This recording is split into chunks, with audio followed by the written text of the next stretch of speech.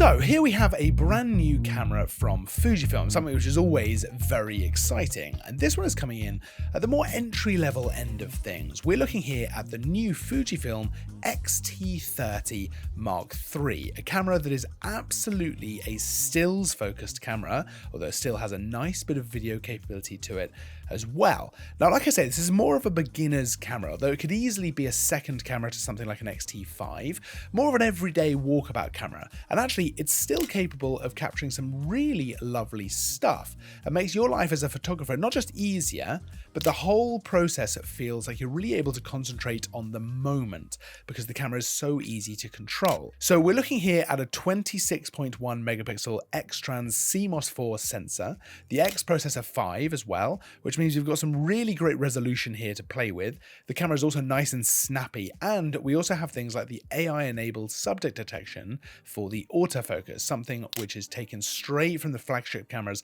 like the X-H2S. Fujifilm were actually really good at doing this kind of trickle-down technology, where technology like that starts in the high-up flagship cameras and then comes down to these more entry-level cameras as well, which is fantastic. Now, while this is still the same basic design as previous X-T30 cameras, we have got the dedicated film simulation dial on the top here, which I think is so good. It's not the first time we've seen that on a Fujifilm camera, but this is such a nice way to be able to control your camera. And it certainly makes me think way more about the film simulations than I otherwise would. And for beginners, or even enthusiasts out and about, or even professionals using this at the weekend as their second camera, it's a really fun way to be able to think creatively, but be able to stay in the moment while you're actually out shooting. Now, you've got about 20 plus film simulations to play around with here. This is absolutely one of my favorite things about Fujifilm cameras like this. It really encourages me to shoot in JPEG and to be in the moment, not to overthink how I'm going to edit it later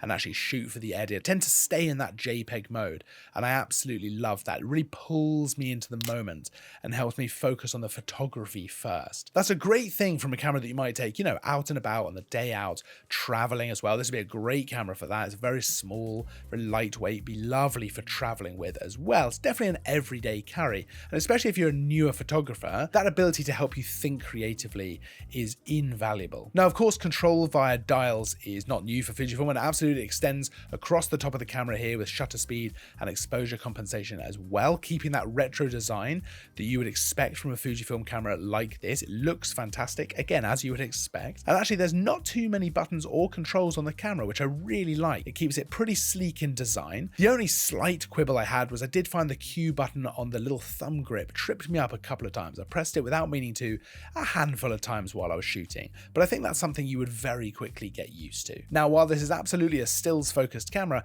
you can shoot up to 6.2K video in camera, and you have the ability to shoot 4K up to 60 frames a second, as well as some even smoother and more intense slow motion in full HD if you want to as well. The LCD screen on the back flips down nicely to give you a bit of flexibility. I do love a full flip out screen, but this at least allows you to shoot a little bit lower and still see on the screen what you're actually shooting. You also have a pretty comfortable EVF on the camera, as well as a pop-up flash, which can be pretty useful if you like to shoot that way. Now, of course, it only has the one SD card slot, which is exactly what you'd expect from a camera at this kind of level, but it does have pretty decent battery life as well. And actually, it's chargeable via USB-C, which makes this super easy to just charge up alongside things like your phone or headphones or anything like that. Now, alongside that, you also have an HDMI Type D port on the camera, which is nice to see. Not something I necessarily expected. All in all, I think this really brings the X-T30 range up to date in the Fujifilm range, with things like the film simulation dial on the top, while still keeping that lovely design.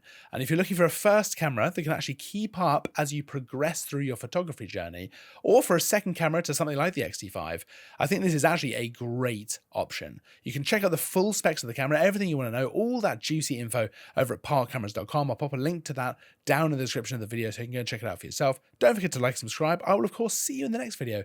But until then, as always, thanks for watching.